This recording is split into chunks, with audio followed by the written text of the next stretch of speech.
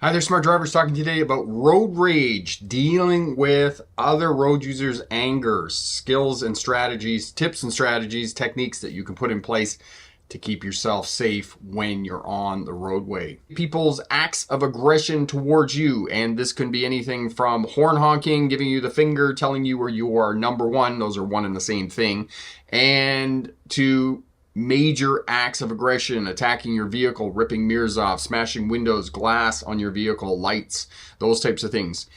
So this is what we're talking about today, and we're going to give you tips and strategies about how to do that. For those of you new to Smart Drive Test, my name is Rick August.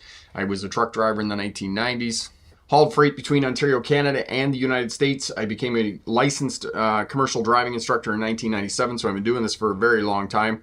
Graduated from the University of Melbourne in 2006 with my doctorate in legal history. It's hard to believe that that has been 18 years ago. A lot has happened in 18 years. So legal history is the study of policing, courts, and prisons. My expertise is in policing as it relates to traffic, oddly enough. And I definitely need to get a book written that I'm working on. Instead of keep saying that I'm doing that, I need to actually do it. 2015, I started the YouTube channel. It has been wildly more successful than I could have possibly imagined. We're well into 325,000 subscribers, 1,500 minutes of watch time, or 1,500 hours of watch time every day. So we're helping a lot of people be safer, smarter drivers, and we've helped countless, hundreds of people, hundreds and hundreds and hundreds of people get their driver's license. All right, social driving. We talked more in detail about this last week, but I'll just reiterate some of the main points from the social driving. Hurry up and go. Me first. So for beginner drivers, this is going to be one of the skills and techniques you're going to have to put in place first. Focus on what you're doing, which is really, really tough because there's so much going on when you first learn how to drive. You're figuring out the vehicle, you're figuring out how to handle the primary controls, the accelerator, the brake, and the steering wheel, and you're figuring out everything else, and you're figuring out all the road rules and how to go and get into intersections and clear intersections and be safe and not run into other people. So there's a lot of stuff going on in terms of social driving. Okay, peer pressure is real, all right?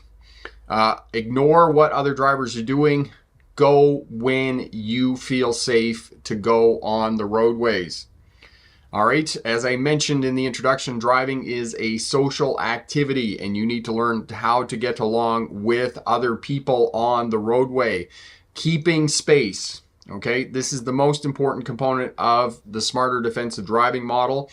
Keeping space in front, 2 to 3 second following distance, stopping in traffic 1 vehicle length back. If you can implement those two skills, all your driving is going to improve because now you have time to work, time to drive the car, time to observe what other traffic is doing. In addition, you are going to significantly reduce your chances of cutting somebody else off or tailgating them, those types of things. And in doing so, you're going to manage the risk of being involved in a road rage incident. So this is why you want to do that. Driving task, I talked about traffic always changing, traffic being dynamic. Every section of road you're going to be on with different vehicles, different drivers, different pedestrians, cyclists, motorcycle riders, trucks towing, caravans, those types of things. Always changing. So the 6 factors that you are dealing with: driver, vehicle, traffic, road, light, and weather. Angry drivers. You can see that tailgating is right up there at the top of what upsets most people and gets their ire up, gets them angry when they're driving, according to that poll.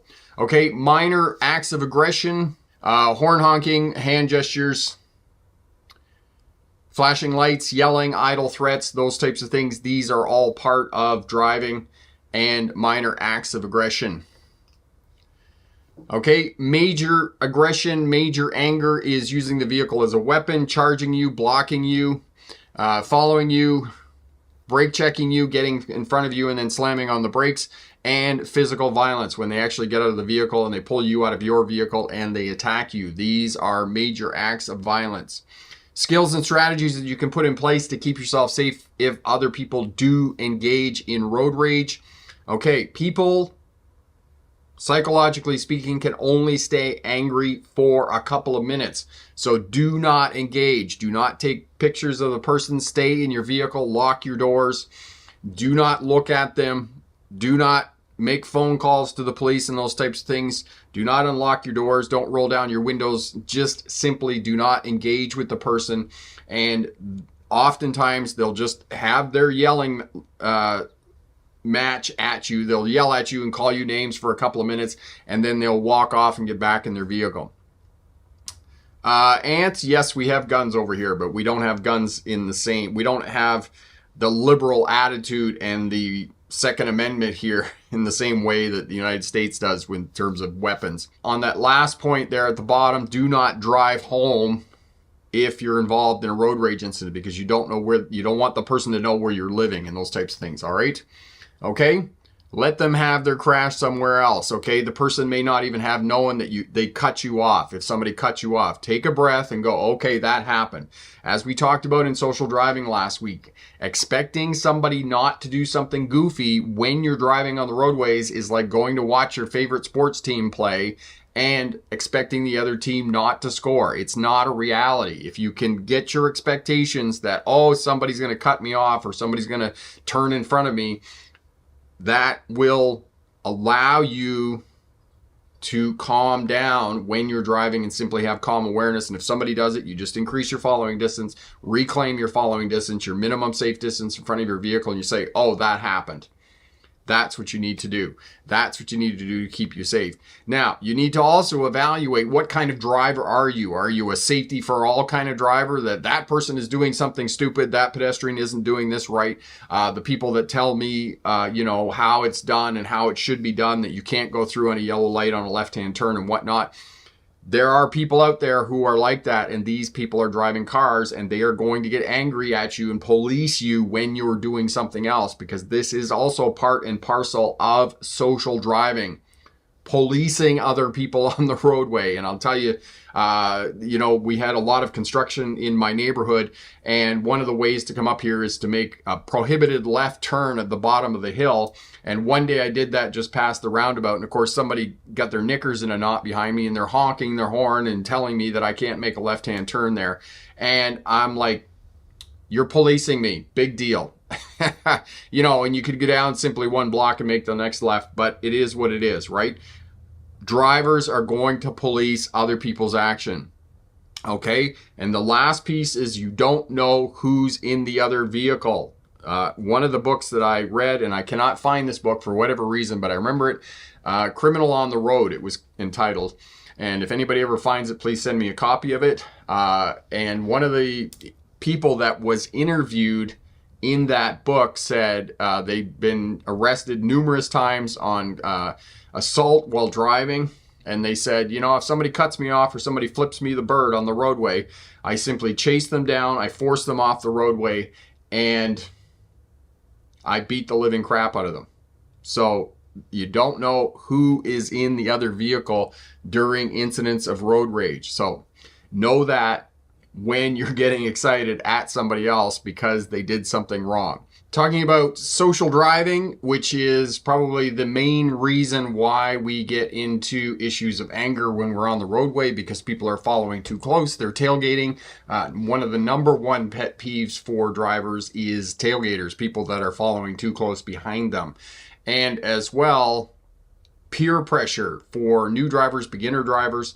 Peer pressure is real. Hurry up and go, which is one of the fundamental tenets of social driving. And for anybody that's got a license, anybody started out driving, they know that that is real. And unfortunately, in many instances, particularly on left turns, making right turns, anytime that you're merging onto highways and those types of things, this pressure is very real for drivers to hurry up and go. And oftentimes for beginner drivers, they make mistakes and get themselves into trouble. We know as professionals, traffic safety professionals, that new drivers are at risk of being involved in a crash in their first year of driving. And I would contribute a lot of that to the peer pressure of social driving, of hurry up and go, and you're in my way, and get the blip out of my way when you're driving. So one of the first skills and techniques that you need to put in place that are going to keep you safer is to focus on what you're doing. And as well, notice that other people, sometimes they don't even know what they did, right? Because traffic is dynamic. And when I say traffic is dynamic, I'm saying that it changes all the time. It's always changing. Different drivers, different vehicles, different road conditions, weather, light, those types of things. And because it's always changing, people are making mistakes. And keep in mind, just look at the poll from the weekend on do you shoulder check. And I know that there are a lot of people out there who are fibbing on the poll, because there is no way that 92%, more than 90% of drivers shoulder check.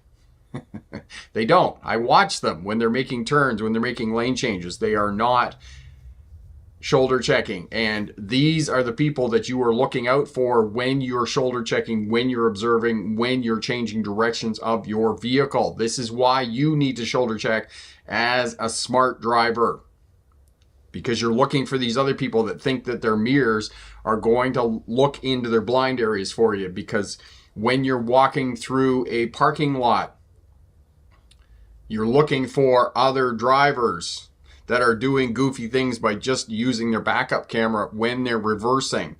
All right, there was an article on Twitter today that a woman stepped out into the roadway and got hit by a distracted driver. Well, first and foremost, what was she doing? Because again, I come back to this. Driving is a social activity. It's like divorce. It takes two people to be involved in a crash. Maybe sometimes one person if it's a single vehicle fatality.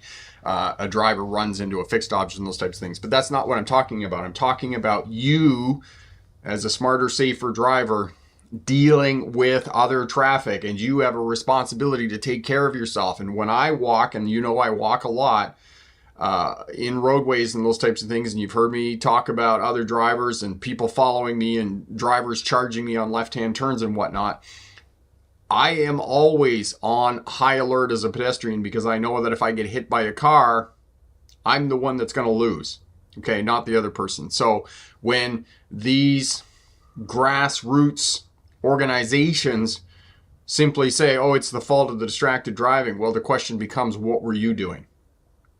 And if you're in a crash, and if it goes to court and there is a lawsuit, this is what experts like myself and other people are going to look at. What was the other person doing? Were they on their phone? Were they distracted? Were they looking at something else? Were they not paying attention and whatnot? So this is what we're doing in terms of aggression. We're trying to give you skills, strategies, and techniques that are going to keep you safe. And aggression can be moderate to severe. And know that in the United States of America, many people carry guns. And there was one video some time ago where two pickup trucks, the one forced the other off the roadway, and the one driver came out with a baseball bat and the other person came out with a gun and shot them 3 times. Now, keep in mind, and also ask yourself, be a critical thinker. I'm always asking myself on Twitter and YouTube and other places, how much of this stuff is staged? Because a lot of it is staged simply for the point of getting views on social media. So know that a lot of this stuff is not real. Some of it is real, okay? And it's unfortunate, but it happens, okay? But some of it is staged as well. And the seasons are changing. For those of you living in Minnesota, North Dakota, Michigan, all those places north of the Mason-Dixon line, it is coming on winter time, and we are going to be dealing with that. So winter tires, good pressure in your tires, good tread on your tires. I didn't mean good pressure, because of course most newer vehicles all have tire monitoring systems, so we don't need to monitor the pressure in the tires. The vehicle will do that for you. However, make sure that you get your tires rotated, get them checked by professionals, those types of things. Do all the checks, check the fluid levels, filters and whatnot. Try and keep up your maintenance on your vehicle so you will be safe in the winter time. On that note of winter driving, if you're traveling outside cities, I would strongly encourage you to put a winter survival kit in your vehicle, especially if you're traveling into the mountains or those types of things in Washington State and Oregon, Vancouver, those types of things. Fred, hello, my friend. Elevator, you were cleared to drive in October. That's great. I'm glad to hear that your health is good and you're back to driving. Awesome, awesome. And Zia, hello, my friend. Elevator, if the person gets out of the vehicle, drive off if you can. Elevator, yes. What's going to happen, elevator fan, is oftentimes if the other person gets out of the vehicle, oftentimes what's happened is they have blocked you in and you cannot get out and drive around that. So I don't know whether that's an option or not. Because here's a story of a former acquaintance of mine. Somebody did something wrong at an intersection, and he was the type of person that he policed other people. And he felt the need that if somebody else did something wrong when they were driving, he would follow them, wait till they stopped, and then he would go up and he would explain to them what they did wrong so that they could correct their mistake. And he explained this to me one day. He was really, really excited about this. And he followed the person to a parking lot at a grocery store and pulled in behind the vehicle when it parked in the parking lot and blocked the person in, and then got out and proceeded to explain to this person what they had done wrong 5 minutes back in the driving. And of course, the person hadn't even recalled what he or she had done. And then other people came into the situation and got involved because they felt that he was attacking this person in a road rage incident. And he was explaining this to me, and I was like, I was gobsmacked. I was like completely incredulous at what this person was doing to this other person. I was like, really? You got that upset about it, that the person did something wrong in an intersection, that you felt the need to chase them down and explain to them what they were doing wrong? I would never do that. And I've had people over the past few years, and Sam will tell you the same thing. He was on a live stream here some time ago, and him and I agreed that unless you are being paid as a driving instructor, never comment on somebody else's driving. Never, ever. That is a no-no. Just sit over there in the passenger seat and keep your trap shut. And I had a date some years ago with a woman, and we only had 2 or 3 dates because we were coming back down the highway and she was in the left lane and somebody passed her in the right lane, went back in front of her, and then they pointed. You could see them through the back window pointing to get over into the right lane, and she got upset and she cursed the person, and she moves back over to the right lane, and she says to me, she says, well, what do you think about it? And of course, this was before I learned this golden rule about not saying anything about the way other people drive. And I said, well, he's kind of right. And whoa, the abuse I sustained from that was over the top. And needless to say, we did not have any more dates after that. So after that junction, after that incident, I learned not to say anything about other people's driving when I'm in the vehicle. And if people say that to me, oh, how's my driving? I'll say, well, give me $100 for 45 minutes of driving lessons, and I'll let you know what I think about your driving. Mary, my father used to say, stop being a backseat driver whenever we said anything on his driving. Yes, yeah, I have a daughter like that, backseat driver. Paul, if cars never existed, would we survive with horses and chuck wagons because of aggressive drivers? The funny thing, Paul, is people think that road rage is something that originated with the motor car. It's not something that originated with the motor car. We've had road rage incidents since the horse and buggy. And one of the interesting facts, because people ask that question, every now and again about motor cars and the horse and buggy and how wonderful the horse was. In New York City, on the island of Manhattan, in the 1800s, when horses predominated transportation, horses dropped 50,000 pounds of manure on the streets of Manhattan every day. Every day. And 100,000 gallons of urine every day on the streets of Manhattan. And of course, there was a whole industry around picking up the manure on the streets of Manhattan, and most of this manure got dumped into the East River. So think of the environmental impact of that many horses.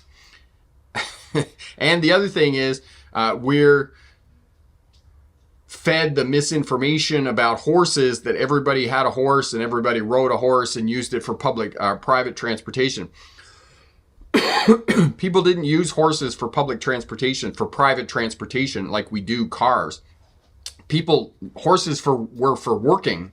That's all they were. Everybody that needed to go anywhere, that they walked. They didn't take a horse because a horse wasn't that much faster than walking anyway. Because if you want a horse to go and do what you want it to do for the whole day, they only go at a walking pace, which is 5 or 6 miles an hour. A horse, if you see them on television and they're galloping away, a horse can only do that for about 20 minutes. And then they're like, yeah, I'm all done. I'm going back to the stable. And they literally go back to the stable. It's like trying to control a 2,000-pound dog. It doesn't work out in the way that we would like it to. So, horses, there were incidents of road rage with horses, and it can be traced back a long ways back about people getting on roadways and getting in the way of other people and people losing their temper and whatnot. Ross, and it's getting pretty bad in the U.S. because there are a lot of people getting shot in these road rage incidents, and yes, that is unfortunate. It's crazy about how many people are actually victims of gun violence in the United States of America. And unfortunately, many people don't see it as a problem. This was one of the predominant themes of the course I was teaching when we were in Maryland 2 years ago now. And the people on the course kept saying, oh, you can't go down there. You can't parallel park. You don't want to parallel park more than 3 times because they'll come out of their house and they'll shoot you. And, driving past the Walmart, and they're like, oh yeah, somebody got shot in there a couple of weeks ago. The 2 best friends, and they had an argument, and one pulled out her gun and just shot the other one.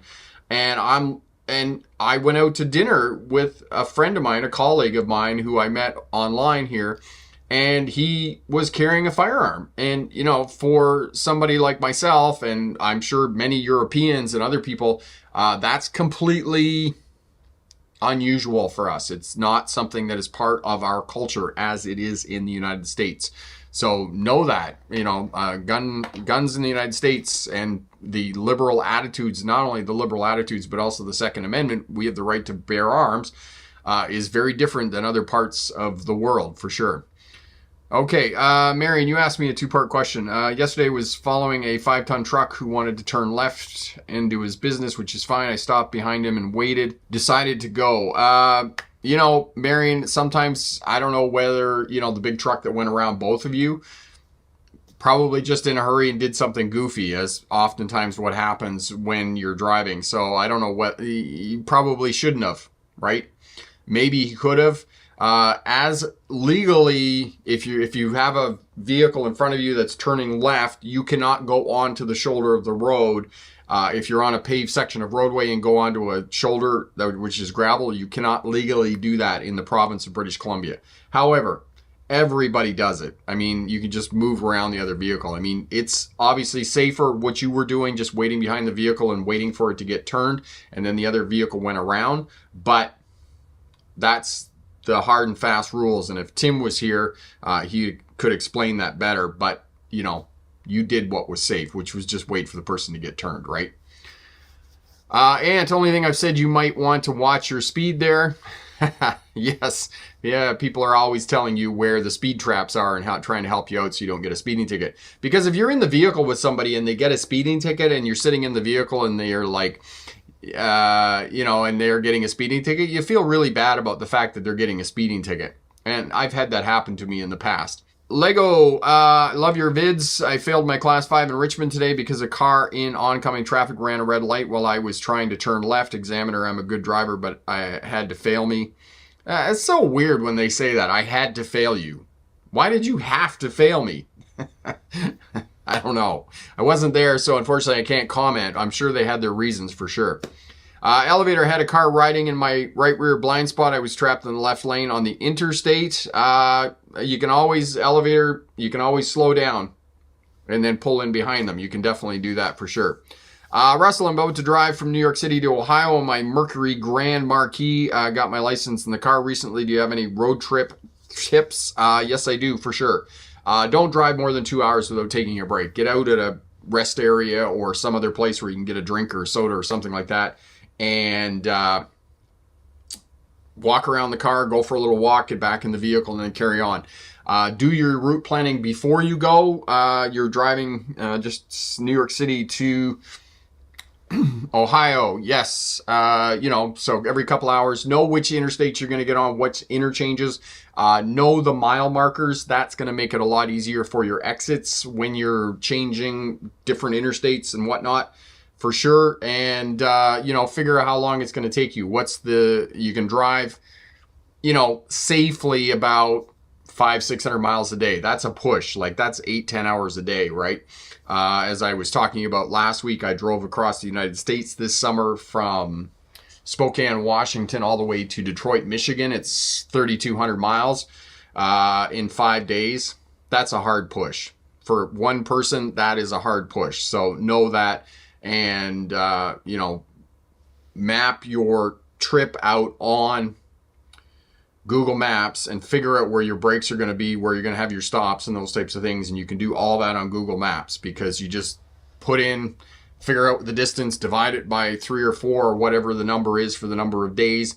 You can do 500 miles a day, figure out where your stops are going to be, where you're going to eat and those types of things. All that is super easy on Google, right? Because you just find locations close to where you're going to stop, book your hotels in advance and whatnot. Have your car organized, have yourself comfortable, wear comfortable clothes.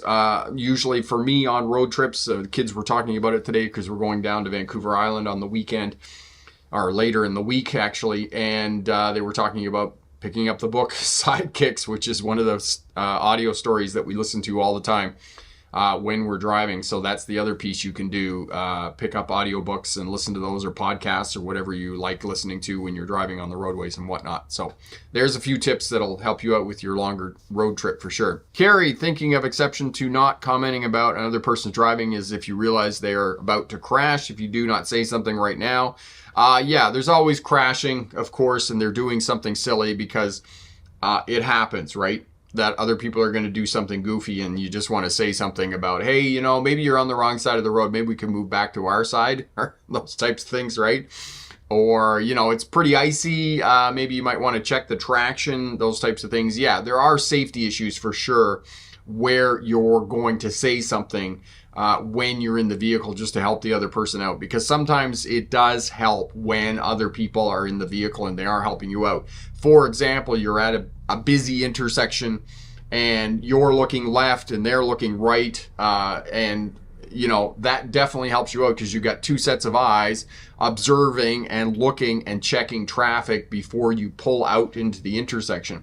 Now, the interesting part about this is there are oftentimes older couples where the two of them, in fact, are driving the car, not just one of them. I mean, one can't see very well and the other person can see but can't hear very well, and they have some mobility issue and they can't move their head and their neck and shoulder check and whatnot. And so the two of them, in fact, are driving the car together. The one of them is not physically capable or cognitively capable to be able to drive the vehicle. So the couple is actually, in fact, driving the vehicle together. And it's interesting because many people have come back to me over the years and said, oh, you're a driving instructor, that must be really terrifying, and those types of things.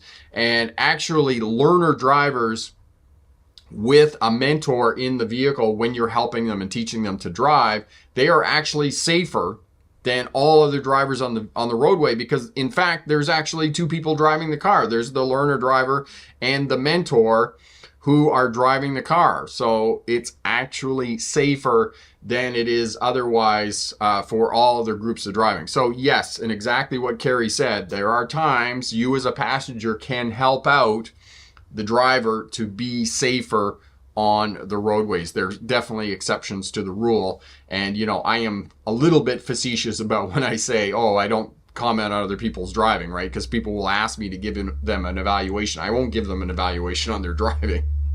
Okay. Marion had a boyfriend a long time ago that really enjoyed driving right on the center line on the road. Used to freak me out all the time.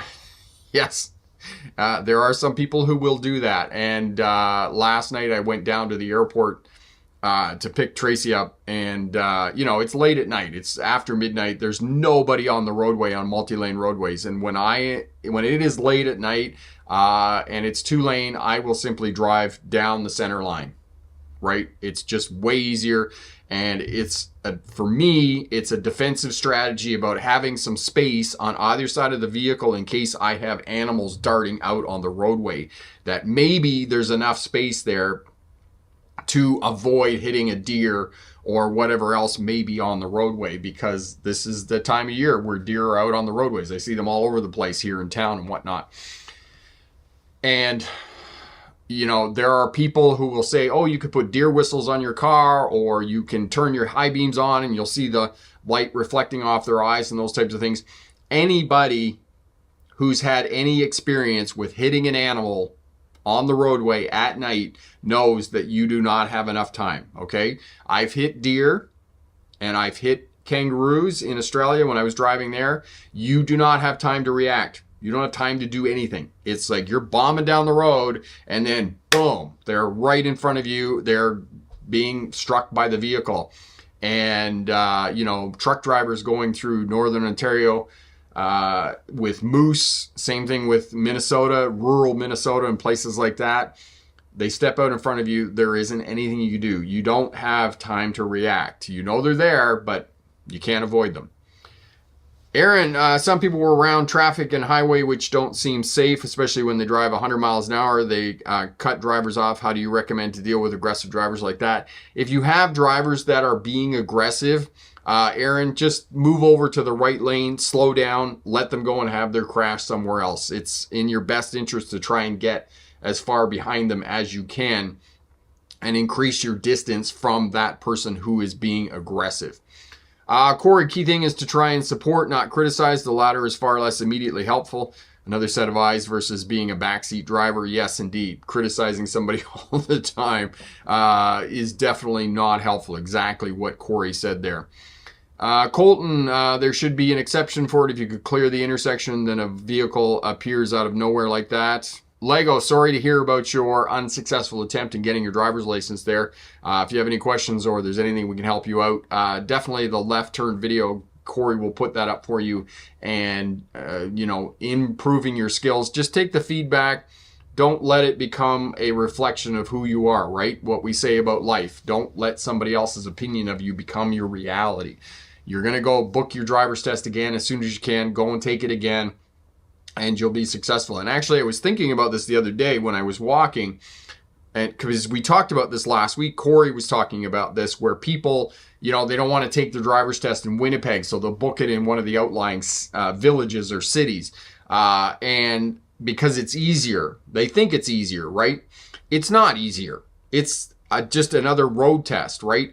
And oftentimes they do that after they failed in the city, for example, and then they go somewhere else. The thing is, it's a perception that it's easier because they've already done the driver's test one time, so they know what's to be expected on the driver's test, right? They already know what's going to happen and what the examiner is going to ask him or her to do, right? So then they go somewhere else. Well, they've already had a practice run at the driver's test, and they go somewhere else, and then they think, oh, it was easier there, and the person was a lot nicer, and this and that and whatnot.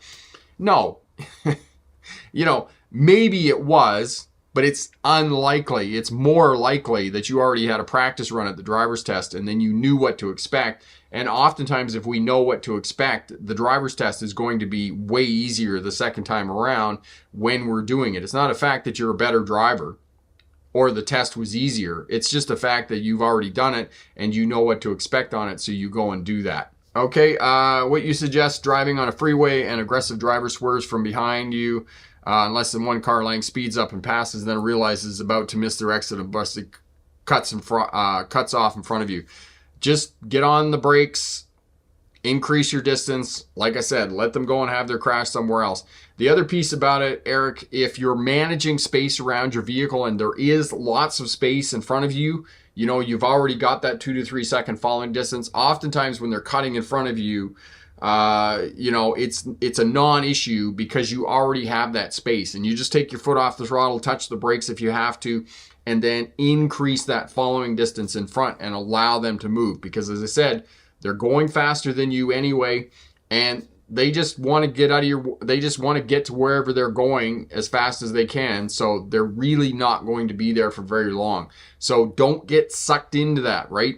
As I was saying in the road rage incident, focus on what you're doing, right? Because the fundamental premise of social driving is hurry up and go. You are in my way. And that's all they're trying to do, is get there to wherever they think they need to be in the shortest amount of time possible. So when they're cutting you off, you've already managed to keep that space around your vehicle. So there's lots of space there. Just increase your following distance and then carry on with your day. Happens to me as well. Yes, it does happen to you. Okay. Elevator, I saw drivers blocking an intersection in Lafayette on my way home yesterday. If you do that on a road test, that is an automatic fail. Yes, if you are sitting in the intersection and you can't clear the intersection, that is an automatic fail on a driver's test. And as well, in other places like Manhattan, where they have congestion laws, don't block the box, there's big hefty fines for that. Now, I'm not sure how they administer those fines or they police that. Maybe they have police officers who are on foot who are taking your driver's vehicle license number and they're mailing it to you or whatnot. But there are huge fines, and I can remember that from the 1990s, and it was the same when I was there a couple of years ago about the fact that don't block the box because it just contributes to congestion and those types of things. It's the same thing as drivers sitting in the intersection and pushing through on the yellow light and the red light. They think, oh, we're going and this is the only way you can move through the intersection. In fact, you're actually compounding the congestion. It's the same idea, the same thinking of drivers who believe that if they're not right up on the bumper of the vehicle in front of them, if they're keeping space and those types of things, that in fact what they're doing is they think that they're reducing congestion because they're in a hurry and they're driving quickly and those types of things. The fact is they're actually contributing and compounding congestion because they're too close to the vehicles in front.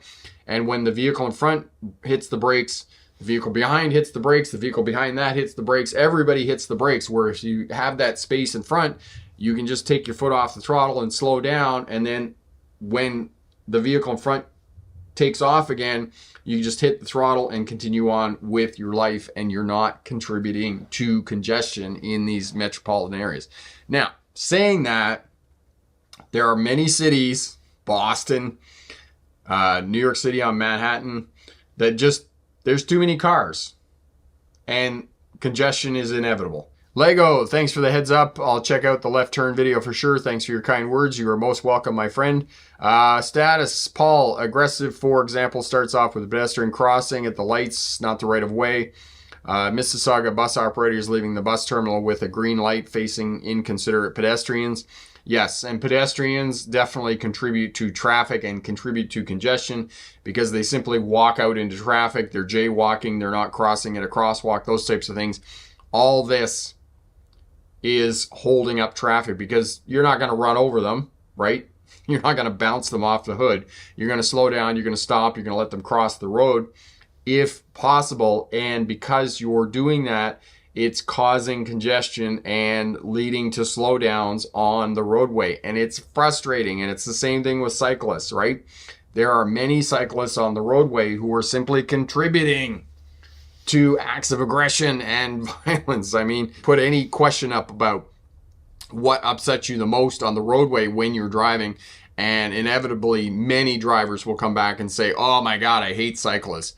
And, you know, the aggression towards cyclists is just going to increase while we're on this we hate cars urban planning mentality that we're currently in right now, where we're reducing all of the speed limits within the cities to 20 miles an hour, which you might as well walk or ride your bicycle because you can travel as fast. And they're ripping up the roadways and putting in bicycle lanes.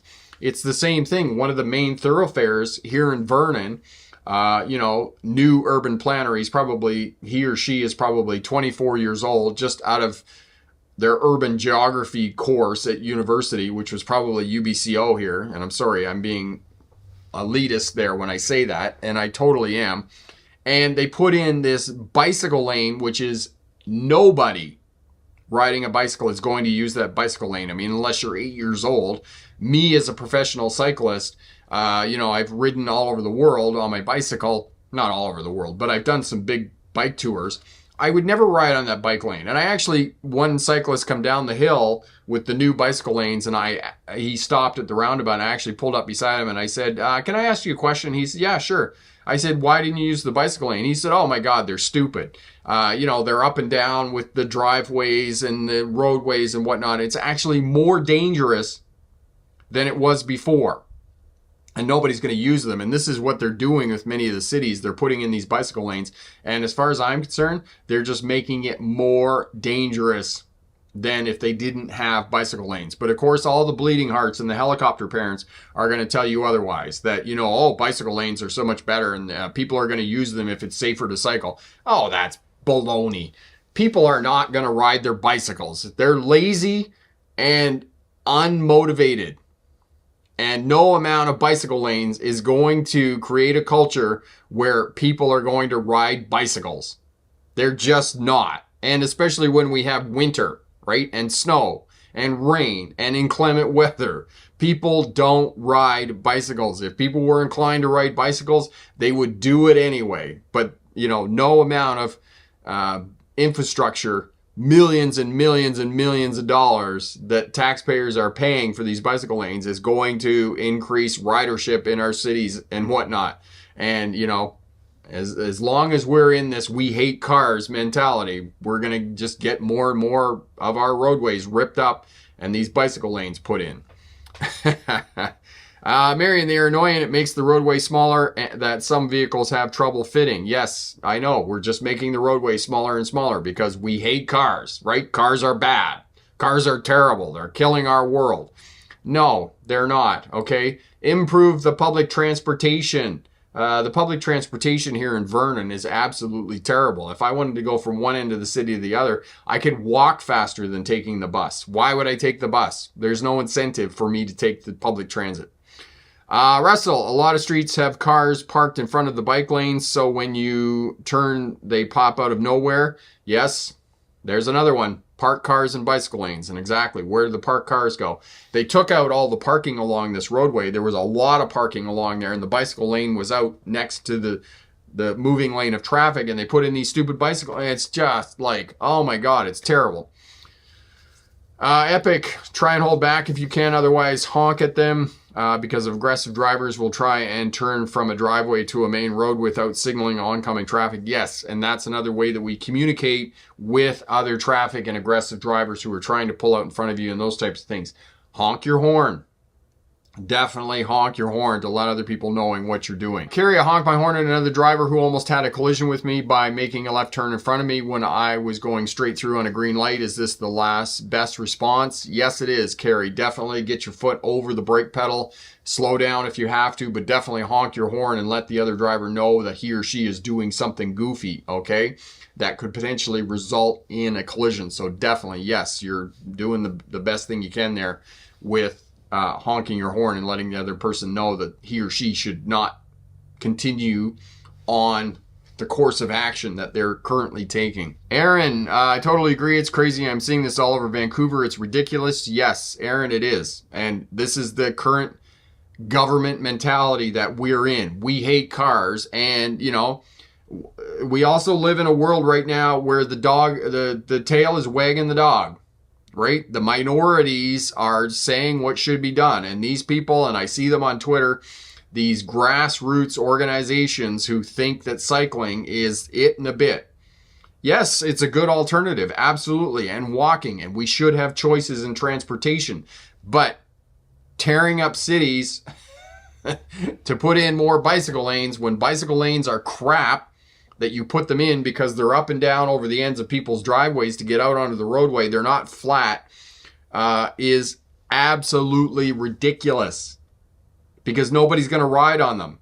Because those of us who ride our bicycle as a mode of transportation, we're not out there lollygagging. We're doing 20, 25 miles an hour on our bicycle. We don't want to be like, and then slowing down and making sure the car isn't coming out at an intersection and those types. We need to be out in traffic to be safer. So it's just another compensation for people who don't want to learn how to ride a bicycle, who want to pretend that they're riding a bicycle and that we're going to be safe. There's no such thing. You're riding a bicycle. You're not safe. It's the same thing as riding a motorcycle. You are not safe riding a motorcycle. You are 35 times more likely to die in a crash on a motorcycle than you are driving a car. It's a high-risk adventure. That's the reason they do it. It's the same thing with riding a bicycle. You better have all your wits about you if you were going to get on a bicycle and ride it in traffic. And I'll tell you that. I know that because I've ridden my bicycle tens of thousands of miles in traffic. You got to have your wits about you. Elevator fan, I've seen drivers go the wrong way on a one-way street. However, I have rarely seen that happen. What should I do if it happens? Elevator fan, this is the other option for defensive driving. If somebody else is doing something goofy, just stop. Okay? Because if you're stopped and they run into you, then that's wrong. Okay? And also, you're going to reduce the severity of the crash if you simply stop if somebody else is going the wrong way. But I can't say that I've seen a lot of people going the wrong way on a one-way street. But the other thing is, you know, always move to the right. For those of us that drive on the right, always move to the right, and then that way they can move to the right, and then you're going to move away, right? Same thing with planes. You know, you've seen that trick where they're flying towards each other, and then they flip over, and then they go past each other, right? They always move to the right because it's just intuitive for us when we're doing that. Carrie, the problem with cycling everywhere, that cycling does not have the travel range that cars have currently. Carrie, that's exactly it. You're exactly right. Not only that, it takes a great deal of physical exercise. And when I lived in Melbourne, I rode my bicycle everywhere.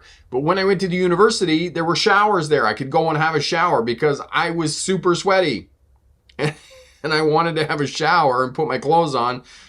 Clean clothes on before I went and did my studies and those types of things. So, you know, usually I ride my bicycle if there is a place I can have a shower. Same thing when I rode my bicycle in Victoria and I worked downtown Victoria. I rode my bicycle because there was a shower there and I could change my clothes and go to work for the day. I didn't want to get there on my bicycle and be all sweaty and sitting in my bicycle clothes. Yeah.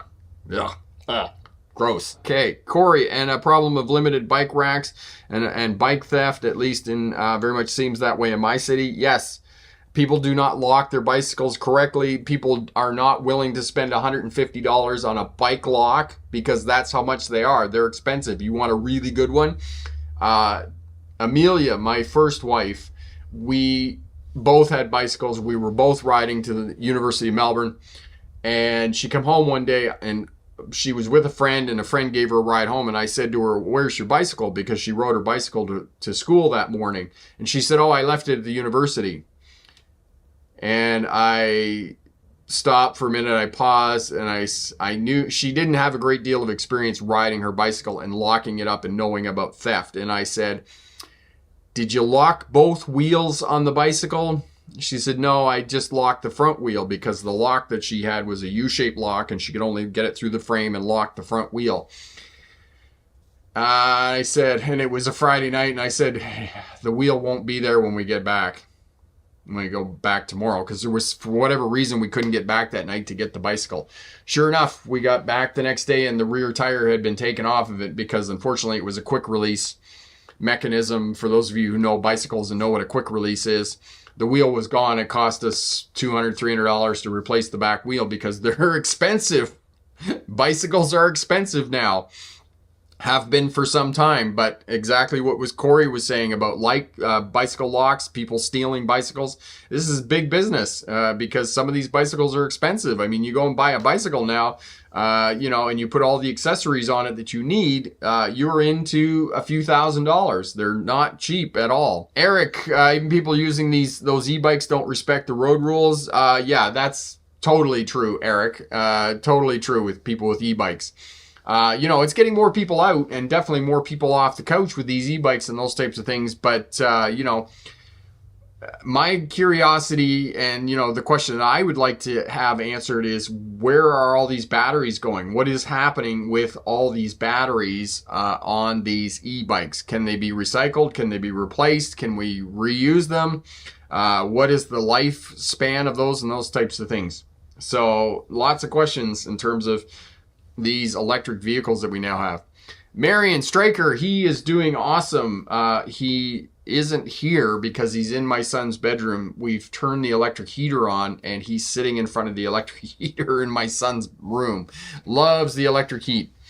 Colton, if I build an adult tricycle to be a daily transportation, I'm adding a gasoline engine for pedal assist. E-bikes are for crowded cities. Tricycle, that's going to take up a lot of room.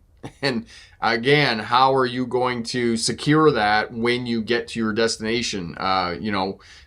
Chains, locks, those types of things, because people are going to, hoodlums, people who roam the streets in the middle of the night, love nothing better than to breaking and damaging and stealing bicycles for whatever reason.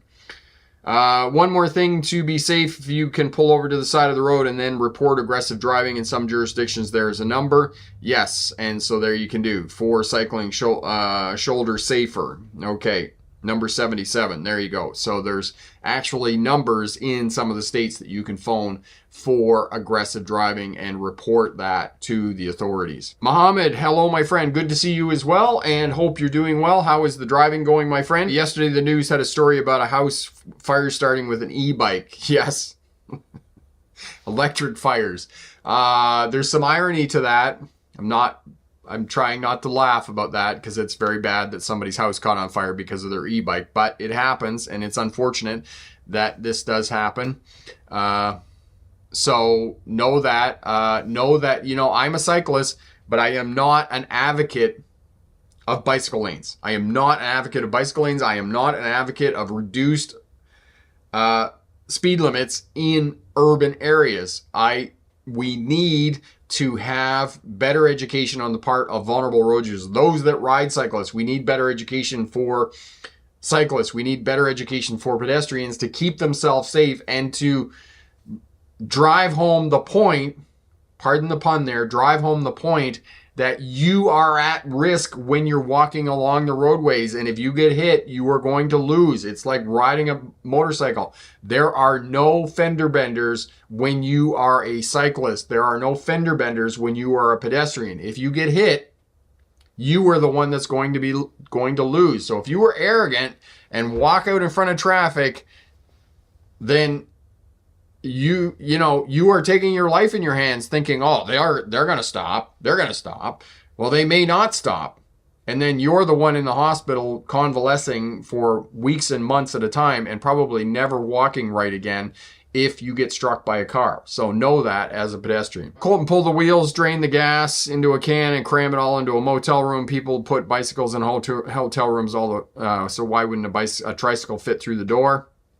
Colton, you're talking about a motorized tricycle. I'm not sure that hotels are going to be really keen about you wheeling your motorized tricycle into the hotel. But carry on, my friend. Do you have tips to get better at driving? Yes, I do. Manage space in front of your vehicle. If there's two things that you can do. 2 to 3 second following distance at all times. Create that habit. Stop in traffic 1 vehicle length back from the vehicle in front of you. Your landmark for that is to be able to see the tires in front making clear contact with the pavement. If you can do that, and Corey will put up the video for you on space management, those 2 things, 2 to 3 second following distance, stopping in traffic 1 vehicle length back from the vehicle in front, Those two things will make you a safer, smarter driver overall and significantly reduce your chances of being involved in a crash. That's what you can do. All right, so thank you everybody for showing up. Thank you for your great questions. I do apologize again for OBS crashing. Okay, I've got something I got to do this week in terms of trying to get that sorted out and trying to get that fixed, because there is a lag and it's crashing and it's not working the way that it should be. So I'll try and fix that this week. Corey's put up the videos for the defensive driving playlist that will definitely help you out and make you a safer, smarter driver. Thanks again. Have a great week. And remember, pick the best answer, not necessarily the right answer. Have a great night. Bye now.